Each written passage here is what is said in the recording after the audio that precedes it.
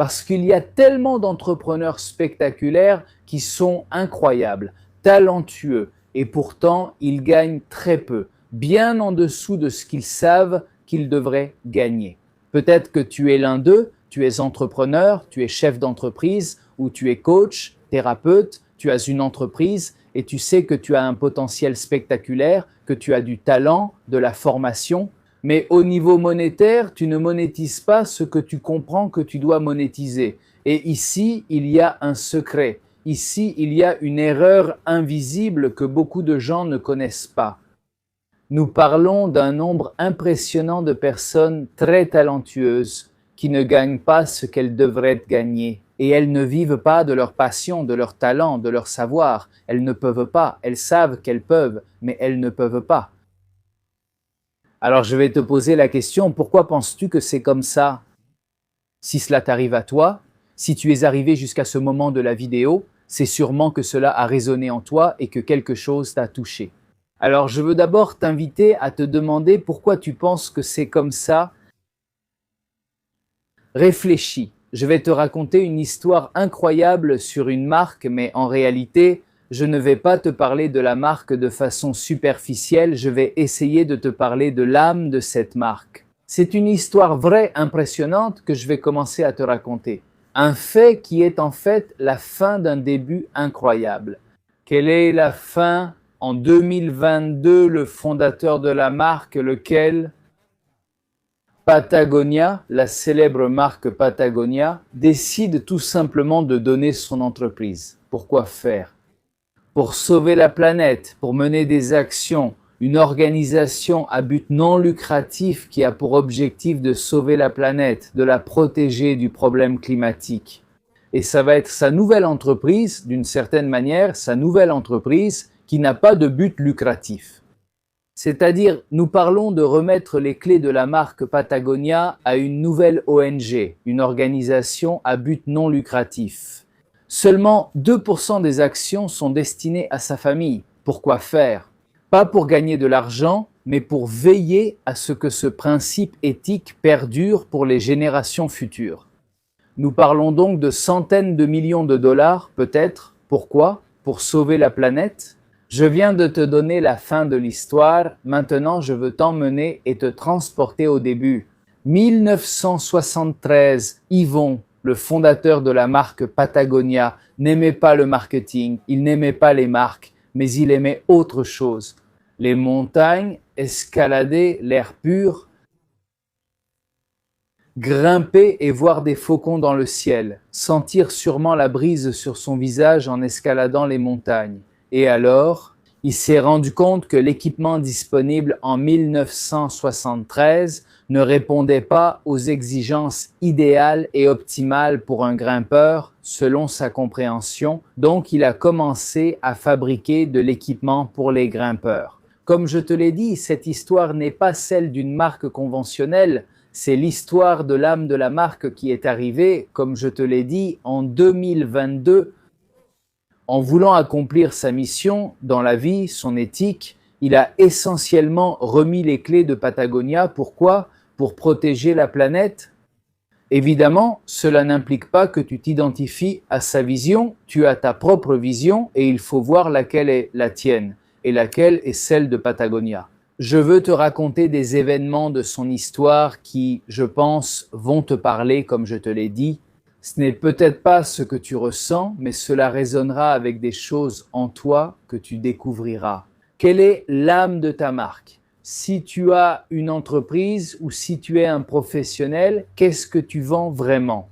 Si tu es un entrepreneur, c'est-à-dire si tu es un créatif, quelle est l'âme de ta marque? Et là, je veux que lorsque tu entends l'histoire de Patagonia, tu fasses l'exercice d'intérioriser ce que je te dis pour ton histoire. Et tu pourras aussi revoir cette vidéo plus tard. Par conséquent, c'est un exercice de réflexion, un miroir pour qu'à travers une histoire qui n'est pas la tienne, tu puisses arriver à ton histoire et à l'âme de ta marque. Si Dieu le veut, tu gagnes, et bien plus que ce que gagner signifie. Pourquoi? Car quand tu touches ta fibre la plus profonde, l'âme de ce que tu vends, les résultats viennent d'eux-mêmes, comme cela t'arrive sûrement. Avec hésitation, tu annonces ton prix en baissant les yeux avec honte. Combien coûte ton service? Tu baisses les yeux. Qu'est-ce que tu vends? Qu'est-ce que tu m'offres? Et là, une confusion s'installe. Tu ne sais pas exactement quoi dire. Si tu es comptable, tu diras sûrement un service comptable, mais quel est ton avantage?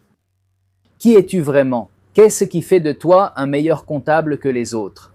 Pas meilleur par ego, mais spécial, parce que chaque comptable est meilleur qu'un autre sur un point spécifique. Tout le monde peut être excellent au niveau comptable, mais il y a quelque chose qui les rend uniques et beaucoup de clients veulent te payer pour cette chose unique que tu as. Tu dois être un excellent comptable.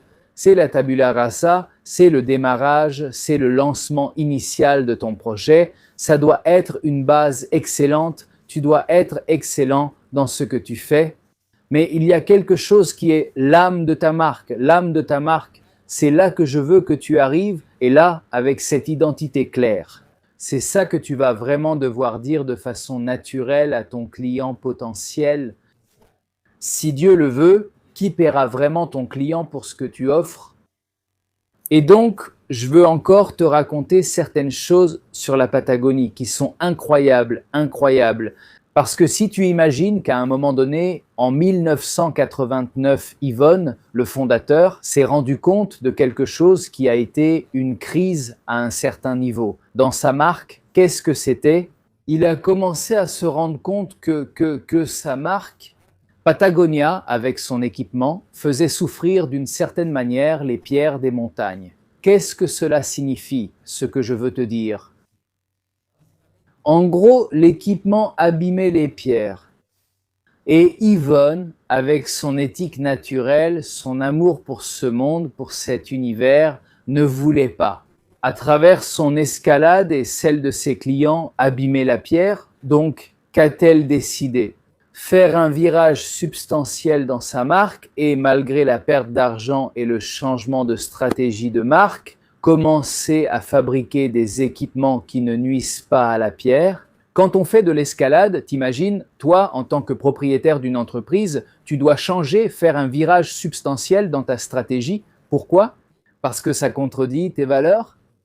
Donc, comme je te l'ai dit avant, ce n'est pas l'histoire d'une marque conventionnelle, c'est l'histoire de l'âme, d'une marque dont l'âme se reflète, avec son fondateur.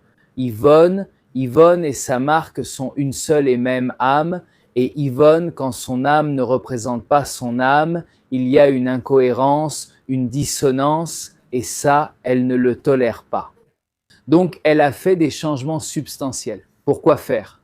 Pour que son âme soit en accord et alignée avec sa propre âme.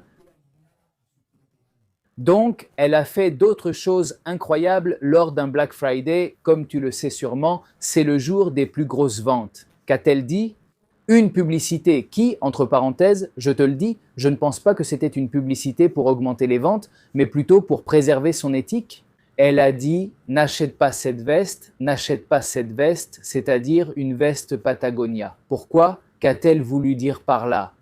Si tu n'as pas vraiment besoin de cette veste, je ne veux pas que tu fasses un achat qui nuirait à l'environnement, je veux que tu n'achètes pas cette veste. Par conséquent, il y a des gens qui vont dire que c'était une stratégie de marketing, de publicité. D'accord, je respecte cet avis, mais il y a beaucoup d'opinions qui disent que non. Et Yvon, ce qu'il a voulu aussi, si on regarde l'histoire de Patagonia, Yvon a voulu respecter son éthique intérieure et son âme. Par conséquent, Patagonia, même lors d'un Black Friday, a décidé de te dire, ainsi qu'au monde, n'achète cette veste que si tu en as vraiment besoin. Où je vais te raconter d'autres choses marquantes de son histoire. Il a décidé d'avoir un camion de réparation de vêtements Patagonia. Qu'est-ce que ça veut dire? Tu y as pensé? Une entreprise de vêtements qui vend par saison achète cette saison et même si le vêtement est parfait, la saison prochaine, je veux que tu m'achètes de nouveaux vêtements. Qu'a fait Patagonia? Non, moi je veux que mes vêtements Patagonia ne soient pas jetés ou laissés dans une armoire, même s'ils sont parfaits. S'ils ont un défaut, tu nous appelles et on vient chez toi et dans notre camion, on répare le vêtement et tu continues à l'utiliser. c'est spectaculaire, ou bien la vente de vêtements Patagonia d'occasion recyclés, fabriqués à partir de tissus recyclés. Impressionnant, impressionnant. Mais ici, ce que je veux te redire, c'est qu'on ne parle pas de stratégie, de marketing froid. On voit ça comme une personne.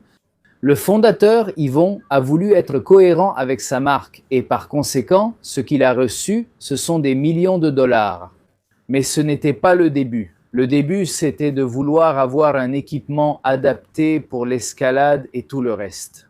L'objectif a toujours été de protéger les rochers, de protéger le monde, de protéger l'environnement. Même, comme je te l'ai dit, qu'a-t-il fait en 2022 ?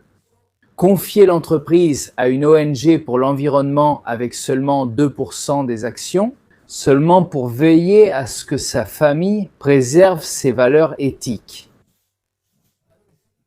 Et ici, je reviens à toi, je reviens à ton entreprise ou à ta proposition. Si tu es coach, si tu es professionnel, si tu es entrepreneur, si tu as une entreprise, je veux voir toi. Quand on te demande « qu'as-tu à offrir ?» Prends quelques secondes, réfléchis, qu'as-tu à dire? Sais-tu vraiment ce que tu offres? J'espère. Connais-tu vraiment l'âme de ta marque? Connais-tu vraiment l'identité de ta marque et ce que tu proposes? Et je dis marque, même si c'est toi-même, parce que sache que même si tu ne donnes pas de nom à ton service, ta marque a un nom, même si tu ne le sais pas. Voilà l'erreur invisible dont je t'ai parlé au début. Il y a une erreur invisible que beaucoup de gens confondent avec des problèmes de publicité, de marketing, de logement, de visibilité dans les médias. Non, l'erreur invisible vient du fait de ne pas savoir qui tu es, de ne pas avoir clairement défini l'âme de ta marque. Et cette racine va tout expliquer avec des processus qui resteront alignés à cette racine. Si tu ne connais pas cette racine, tout s'effondre. C'est bâtir un gratte-ciel sur des fondations d'1 centimètre. Évidemment, tout va s'effondrer. Par conséquent, ce dont je m'occupe, c'est d'aider et d'accompagner les personnes. Ce sont toutes des personnes, mais même les entreprises. Si tu as une entreprise, cela peut aussi être pertinent pour toi. À ce que tu identifies essentiellement quelle est l'âme de ta marque, que tu identifies quelle est l'identité de ta marque, ce que tu offres réellement, quel est ton point différentiel, qu'est-ce qui te distingue des autres. Et par conséquent, dans cet accompagnement, tu auras une stratégie appropriée, adéquate et alignée sur qui tu es, ce que tu offres, combien demander, quel prix, quelle stratégie, comment t'adresser, à qui tu dois t'adresser. Et ensuite, être aussi un projecteur à travers les réseaux sociaux, de façon organique, afin que tu puisses dire au monde ce que tu as à vendre. Mais avec un sourire et une confiance absolue en qui tu es, quelle est l'âme de ta marque? Comme Yvon, le fondateur de Patagonia, tu peux dire d'une voix sereine et heureuse qui tu es, ce que tu offres, combien coûte ton service ou ton produit. Et là, t'exposer sur les réseaux sociaux et être qui tu es. Tu ne vas pas jouer un rôle qui n'est pas le tien, soit qui tu es, soit qui tu es. Et ça, seule une âme de marque peut te l'apporter. Précise et exact. À qui es-tu?